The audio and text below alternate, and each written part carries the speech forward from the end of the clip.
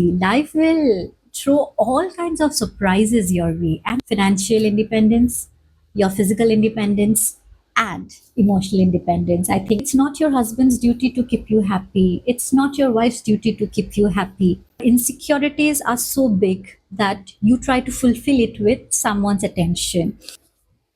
Hello, everyone. So, here I am with another unfiltered impromptu video on something that I feel about, I think about, I have been asked about.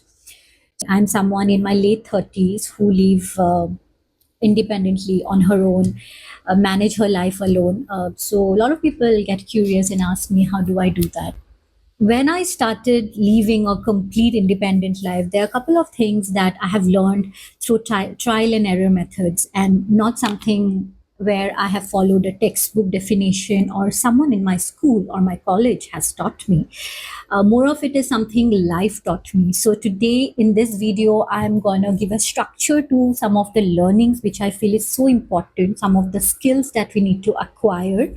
When I say independent, again, here I'm not talking about conventional independence, but I'm talking about being a realistically independent person and managing yourself.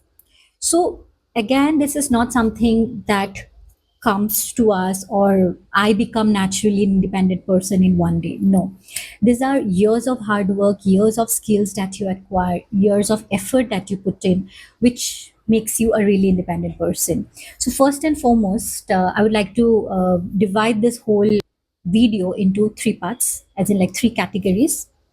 The first category, and the first and the foremost important category, is financial independence. Step one starts with doing the right investments in your skills, in your education, in your academics.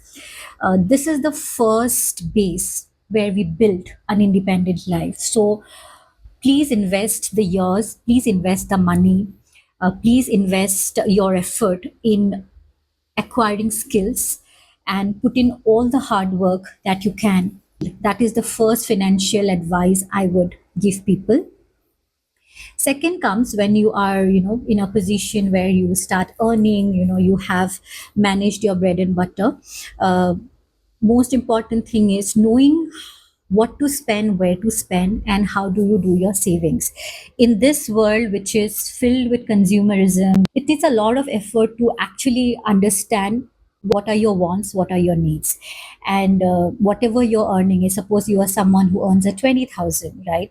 How much should be your expenses? How much should go into your savings? And how much you require to still upskill? So these are some of the things you have to learn. I'm sure there are multiple videos. Please feel free to go and watch them.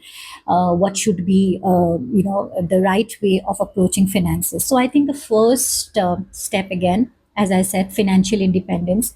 You really need to learn how to earn your money, how to grow your money, how to save your money, how to invest your money. And this, I don't mean your dad's property, your husband's property, husband's money, your brother's money, sister's money. No, this is first step of independence. You earning your own money, which starts from your skill sets. Now, once we cross the first level, the second level is physical independence. So, for someone like me, the second step was more difficult because I was inherently a little weak person in terms of my health. I was not very healthy. I had to really put in effort to be physically healthy, to be disease free, not to fall ill most of the time. And that actually opened me to the whole world of physical fitness. I am also someone who has gone through physical violence in my life. And it is then that this hard hitting truth hit me that I need to know how to protect myself. So, when that first incident happened in my life of physical violence, I was so confused. I didn't know how to protect myself. And the next month, I enrolled myself in a karate class. Though I told everyone that this is more of curiosity of knowing what martial arts is, but truth be told, it was just for me to understand and learn how do I protect myself when you are being attacked or physically harmed by someone who is very close to you. So, and especially for ladies, physical fitness is really important, non-negotiable. You really need to know how to protect yourself.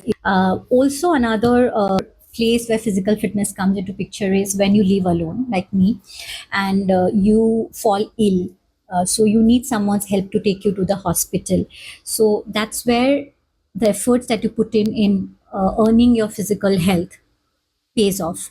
You don't fall ill often, and it is very human to fall ill. Or the best of the best healthy people have been detected, like Sonali Bendre was detected with cancer.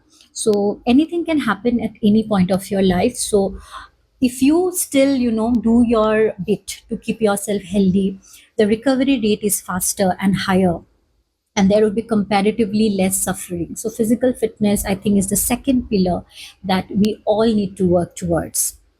Now, having covered financial part and the physical aspect of independence, I think the most difficult one is actually emotional independence. And in a country like ours, or the kind of upbringing most of us today have, no one actually knows what is emotional independence. And people say that, and it's quite human to desire for a companion, irrespective of whatever age group you are. There is a desire for a companionship.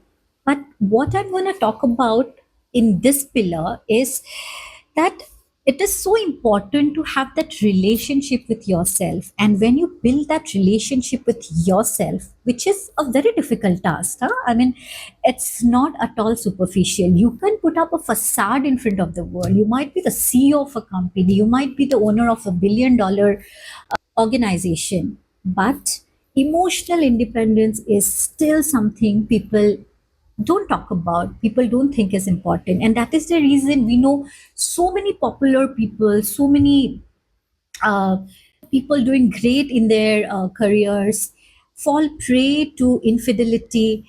So many things where they need instant gratification. And what I have understood in my life is you need instant gratification, or your and that is where emotional independence is something we need to work on. And as I said, not easy to face your demons. You come back at night, you have to sit with yourself, do your inner work to be a truly independent person. So emotional independence is again something, no one size fits all. You have to do your work, you have to sit here with yourself. And I so wish everyone put in that effort to be emotionally independent. I mean, this world would become so much of a better place. I mean, I hear all the time where a husband tells me that, I don't have a connect with my wife, emotional bond. It's the spark is gone. Wives say that they are not feeling fulfilled in relationships, in marriages. And trust me, you can never feel happy because someone loves you. You have to love yourself to be truly happy, to be content with what you have. And irrespective of your life situation, and life is brutal, life is not easy. Life, you don't learn to be happy if you don't have those discipline in place which don't let you digress from or distract from your goals. Life is just gonna be a very superficial way of chasing something superficial, again, very surface level. So I think emotional independence is something one has to really work on. So, yep, financial independence, your physical independence, and emotional independence, I think, are the three major things we need to work on if we really want to live a good, independent, happy, content life. And everything else that happens in our life is an add on. If you put in your bit in getting independent in these three areas, I'm sure life is gonna be an oyster, and the sky is the limit. So, wish you all the best. Thank you.